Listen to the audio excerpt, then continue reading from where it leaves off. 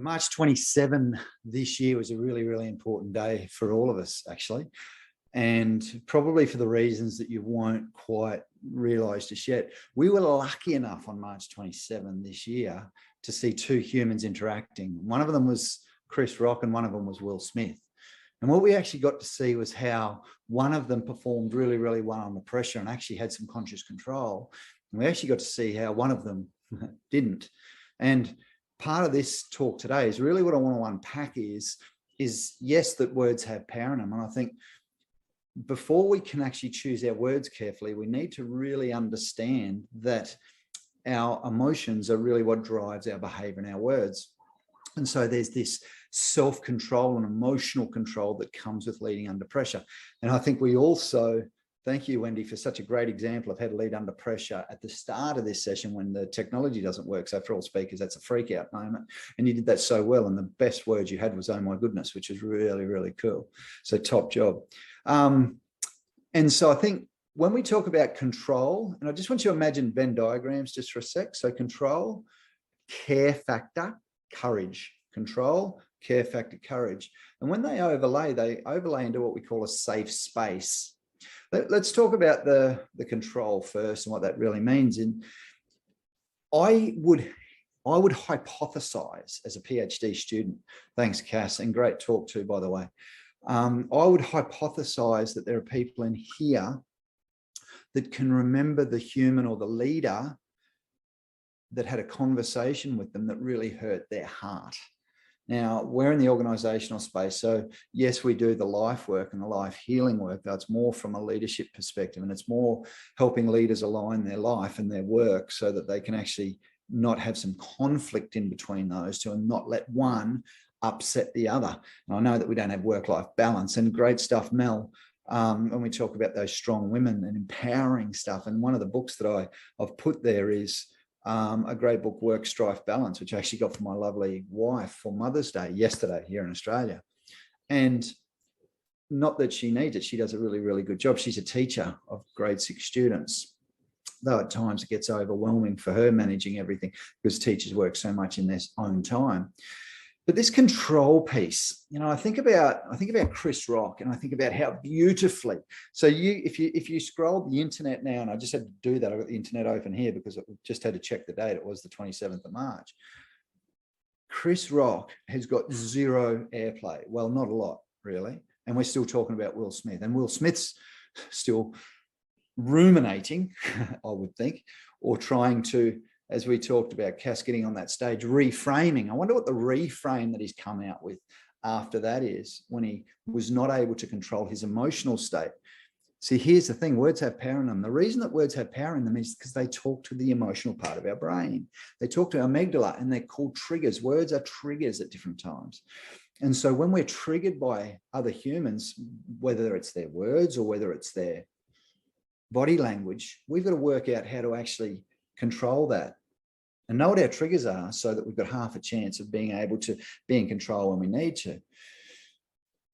Be Chris Rock, don't be Will Smith when it comes to controlling your emotional state, because when you can control your emotional state, you'll control what comes out of your mouth, you control how you behave, and you won't do the proverbial slap, and you can keep situations under control, whether it's in your life or in your work. Now let's talk about care factor. And I love the words care factor. So cool. You know, I spoke at a conference last week, and there's this question posed to the speakers of that section, which is called I can't remember what they call when they get all the speakers on stage. And they said, as a leader, how do you demonstrate care factor? And I said, what a great question. I said, here's a thought. Tell people that you care. Practice saying, hey, I care about you in life and at work. And that's such a foreign concept to humans to be able to say that. And what we know from study, and there's a little business that we use most of the time to find the information we need, starts with G, has 2 O's in it, and ends in GLE. They did a study in 2012 to 2014 to understand what it was that helped people feel safe and cared for. And they came up with these 2 words, and I've heard it used a lot today. The first one is psychology, so psychological safety. Now, you want to change the culture in an organization, you want to change the way leaders lead, you want to change the way we interact as humans, as team members, because at the end of the day, we're a team here today too. We've been really psychologically safe, looking after each other, making sure we're supported.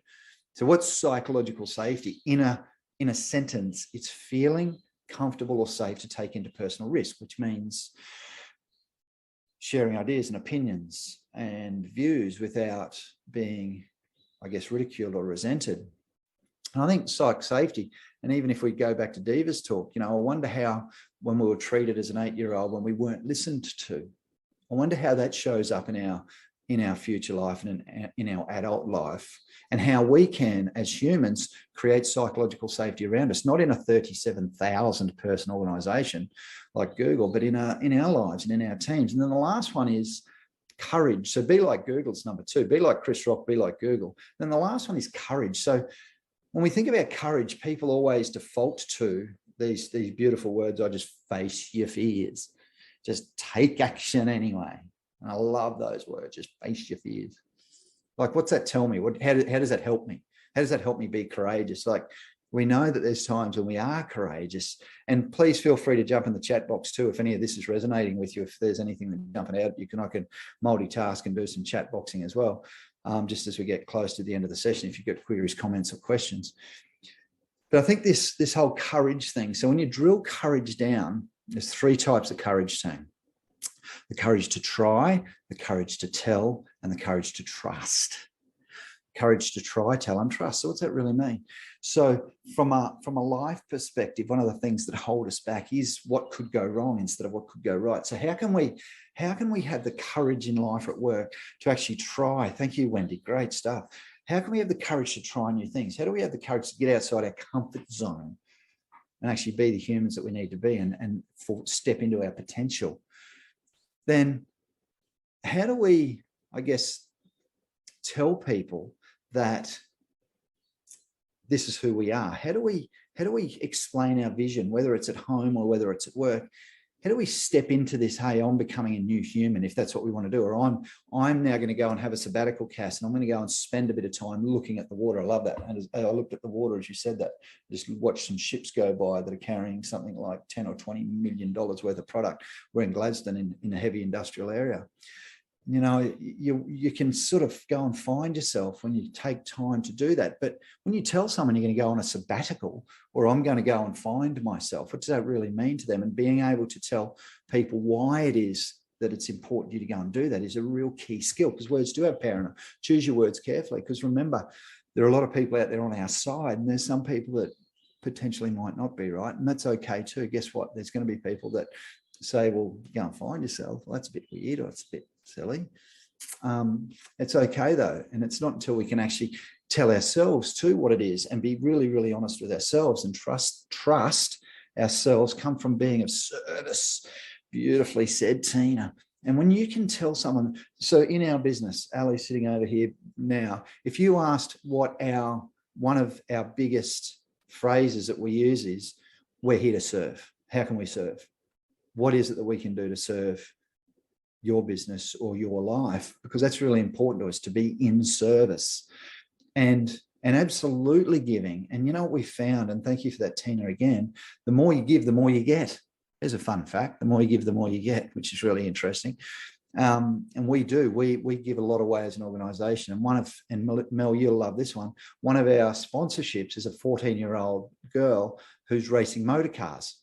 There's an interesting job for a young lady to do. And she's fantastic, Stevie Chen. She's actually coming for a coaching session this Avi. Part of our sponsorship is giving her personal coaching so that she can step into courage. Imagine how much courage she has to demonstrate, right? And one of the things that she struggles with is actually public speaking and being the tell people why she's doing what she's doing. No trouble to try new things. She gets in this car and this thing goes nuts around this race course.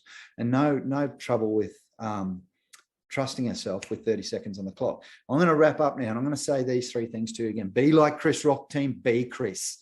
Let's not be Will. Thanks, Will, for the example of what not to do. Let's be like Google, and let's create psychological safety in our teams and our life. And the third one, let's have the courage to try, to tell, and to trust.